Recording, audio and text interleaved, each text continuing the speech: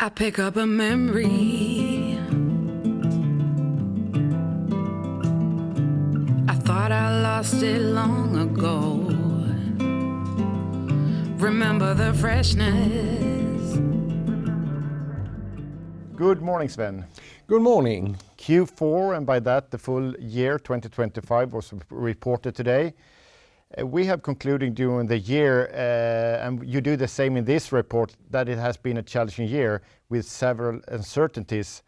But let's start with the quarter.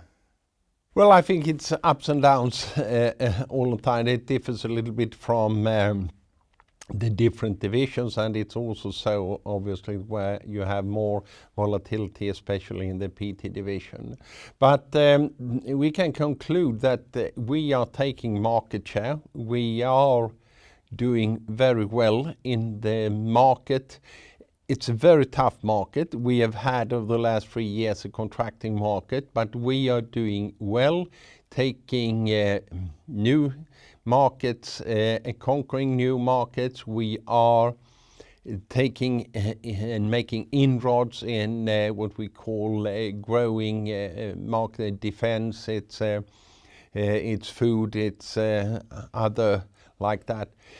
The thing is, we are using basically our same base technology, which we have developed applications for, and we have applications that can be used in a variety of areas. So again, 7.5% almost, that's very good looking at the surrounding. Then that was currency neutral, and we have got the hit of the currency, obviously, but I'm sure you will come back to that later. I will definitely do that, but before we do that, I would like to look into 3 out of 4 divisions actually delivered a positive organic order development.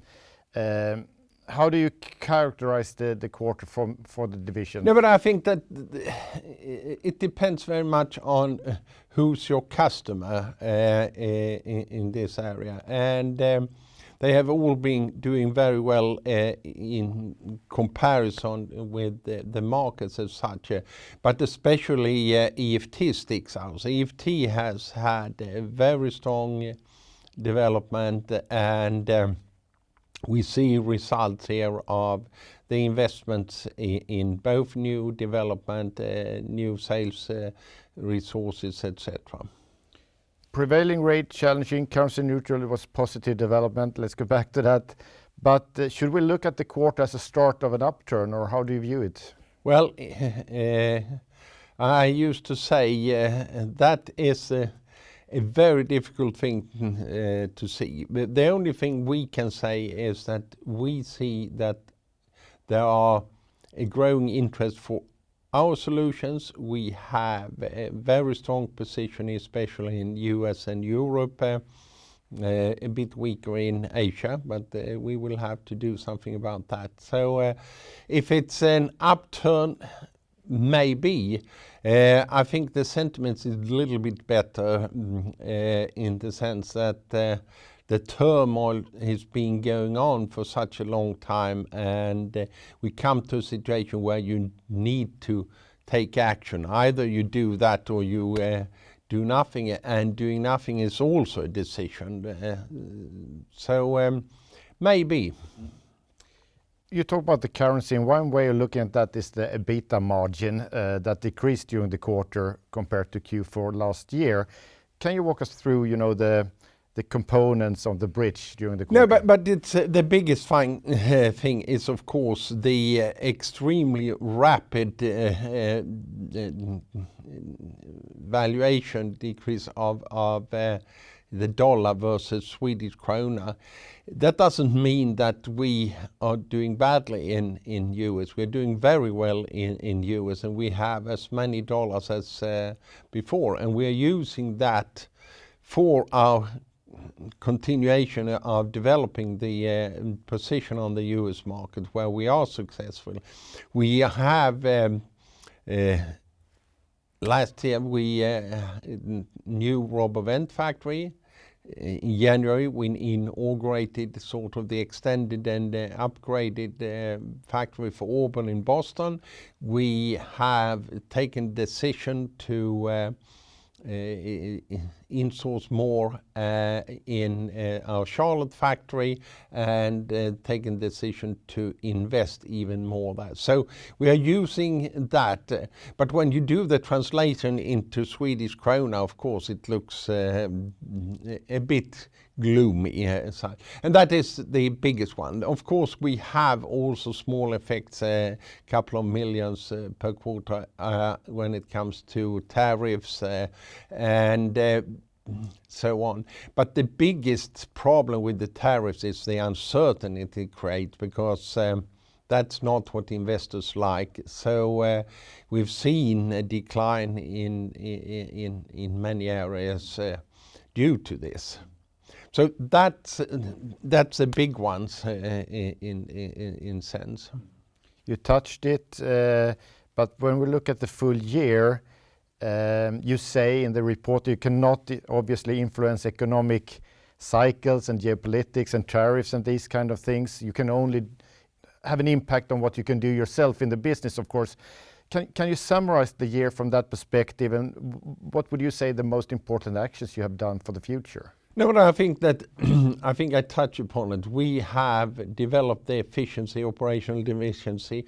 We are also launching more of the digitalization. We make life easier for our customers.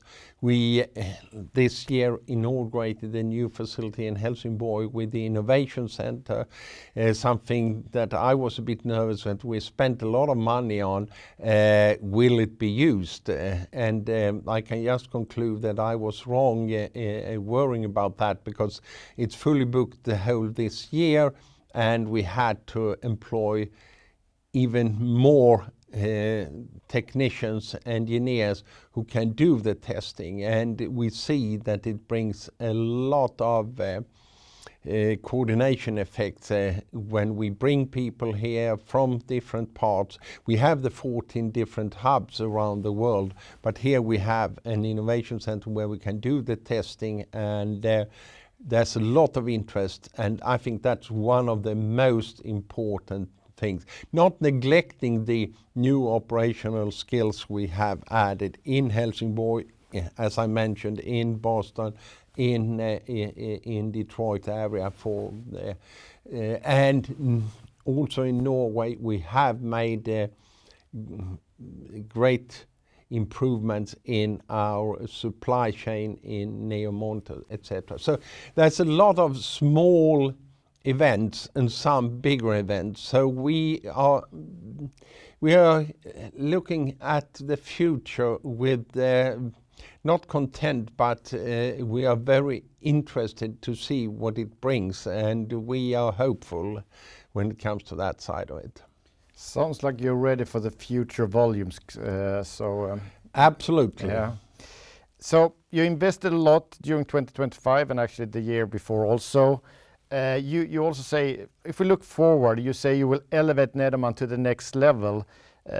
What exactly do you mean by that, and how do you see Nederman will develop coming years? We will make use of the investment. We have market leadership, we have commercial leadership, we have technical leadership, operational leadership, and that's something we want to bring to the market and also internally proud of. I have been into the operational excellence and leadership with the investments in new factories, but it's also in commercial. We have some award-winning digital solution which helps the customer to order, make computations, how would a system work, etc. And we also try to make life easier by making easy to do business with Nederman. We are heavily burdened by our technology inheritance. We are technicians by heart, and sometimes that makes it, there's a barrier between the customers how to order, how to do. And by investing in these digitalization tools, in attitudes internally, we try to be more customer friendly. So Nederman should be not only technology leader, we should also be the company you come to and easy to do business with. Okay, thank you very much, Sven, and we look forward to the next quarter, and hopefully there will be a good result to report at that time. We really look forward to the customers coming back in the market, and we are ready for that. So thank you very much. Thank you. Let's sing for the good one.